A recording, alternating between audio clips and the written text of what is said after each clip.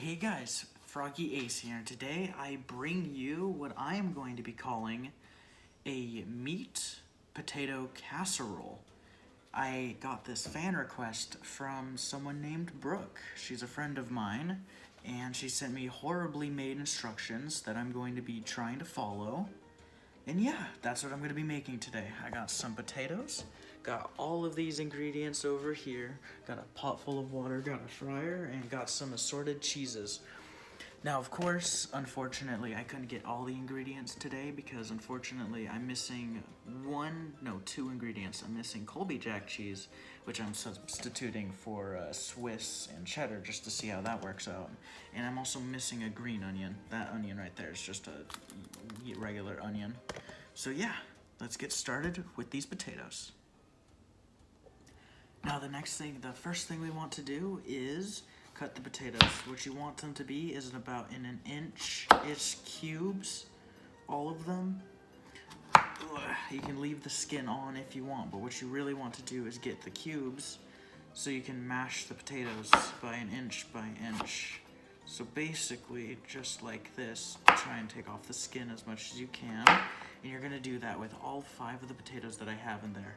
Try your best not to waste as much of it as you can like I can. Get back to you when they're all chopped.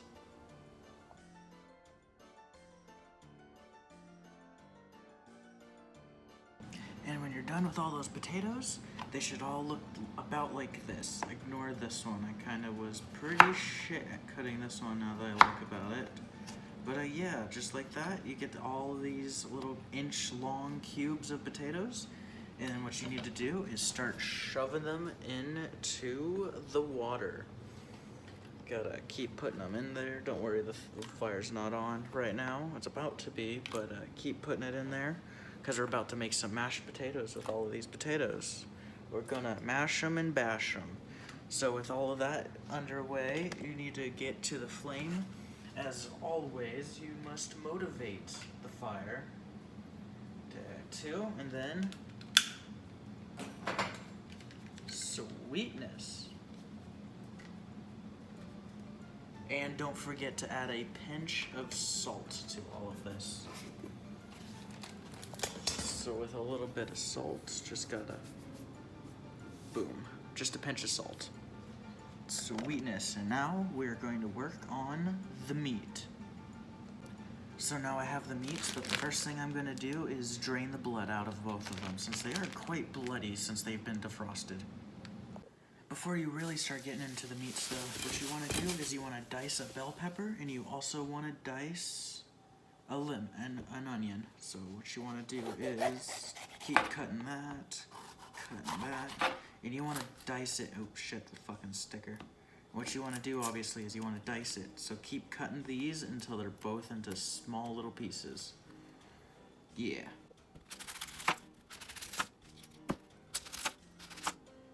When you're chopping onions, by the way, a neat trick I learned, chew gum. When you're chewing gum, the whole like shit that gets into your eyes doesn't really affect you that much when you're chewing gum. Because I've been chewing gum and I don't really feel it. Results may vary though. Oh my fucking god, don't trust the gum trick that I just said to you. It doesn't fucking work, it's a scam. So after a bit of time of mincing this shit with a knife, you should have about all of this. I'm gonna cut about half of it because I don't want to eat like all of this since I'm not a huge bell pepper fan. I like onions, but I'm not a huge bell pepper fan.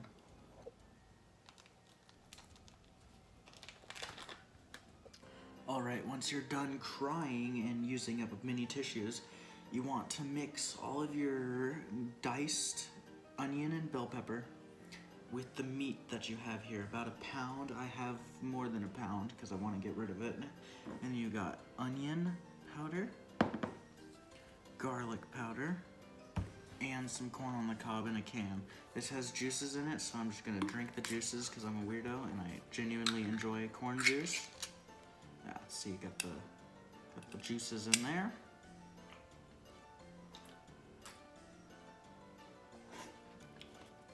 And then no more juices. I'm gonna start mixing it all in there. All of this shit goes in there. All of it. Every single last bit of it goes.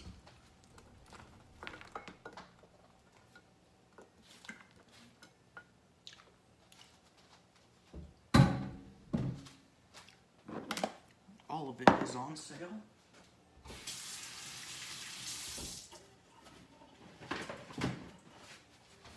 And all of it must go. I've got a mess to clean up when I'm done recording. Oh shit, my fucking thing isn't even fucking off yet.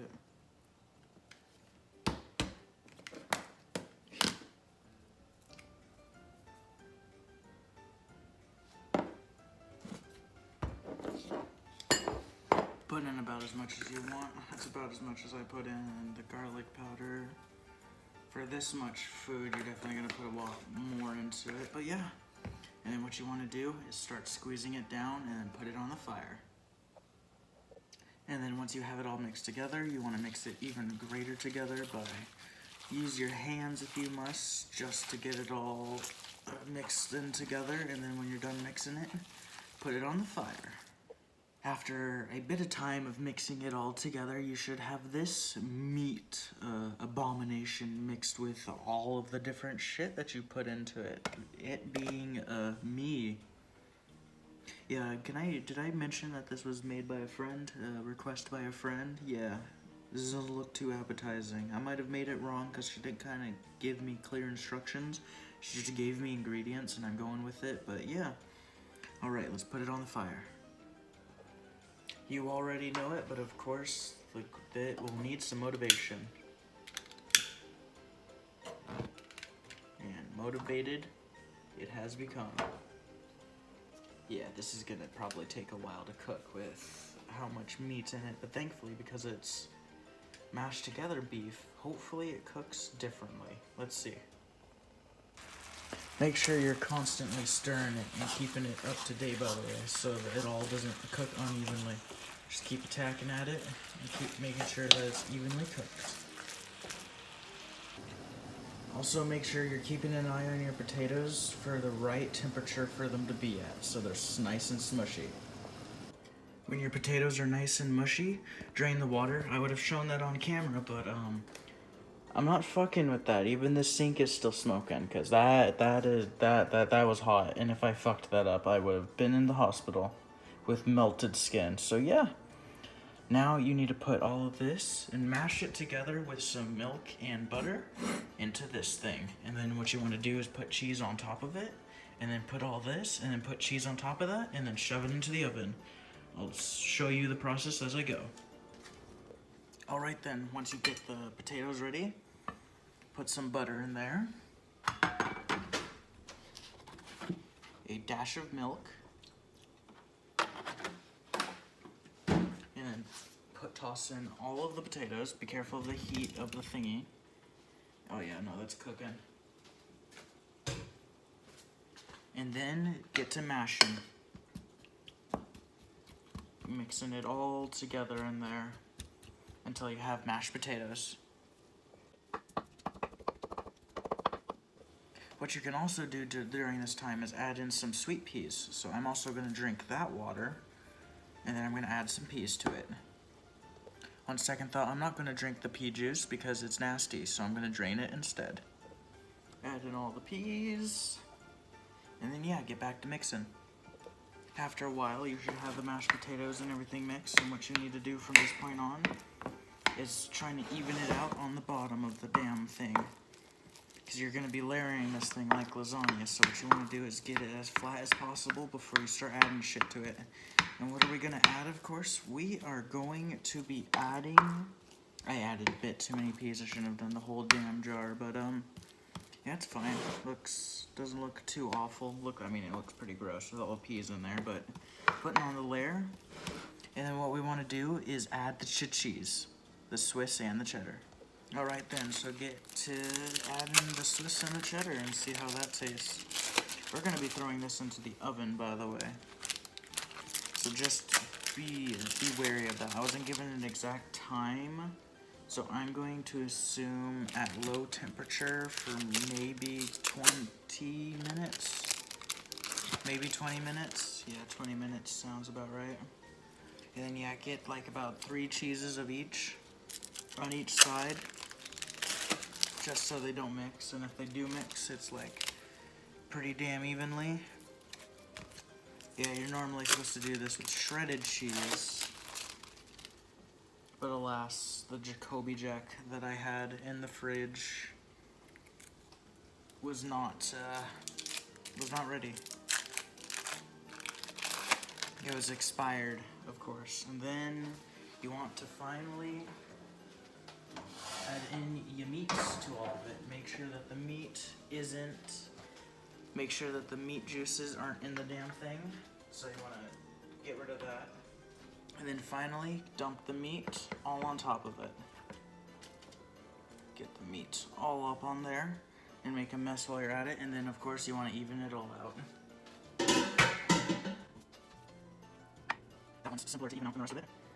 And then with that, you want to add more cheese to the thing.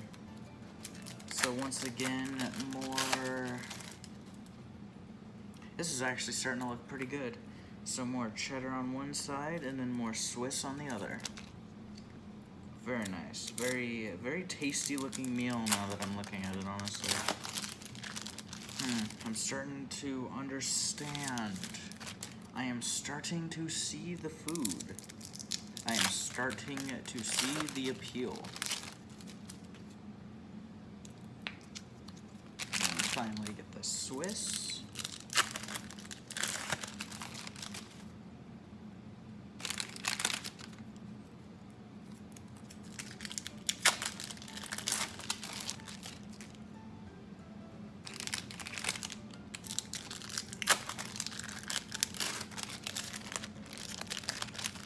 I'm doing 3 cheeses with one in the middle so they meet. And then yeah, from that point on, let's get to the oven. I'm gonna heat it up. And then we get to the final step of it all. I put it at about 350 degrees. Finally just beeped, and I'm gonna finally put this casserole in there. So opening that up, I'm only gonna put it in there for 5 minutes, by the way. 5 minutes. So you got this casserole. And put it in there. Get it in there, and then only put it in there for about 5 minutes. 5 minutes. Not 4, not 6, 5. Because it's only to melt the cheese and to make sure everything else is ready to go. And then I will see you when it's done. Well guys, it's been 5 minutes and it looks like the cheese is all melted on there nicely. And I gotta very carefully here get it off of the thing. So pull it over here. Ugh. And then boom. Looks like the casserole is all done. Very nice looking. Could have probably put more cheese on like this area and that area, but I wanted to make it even between the two. So yeah, I'll see you at the 8.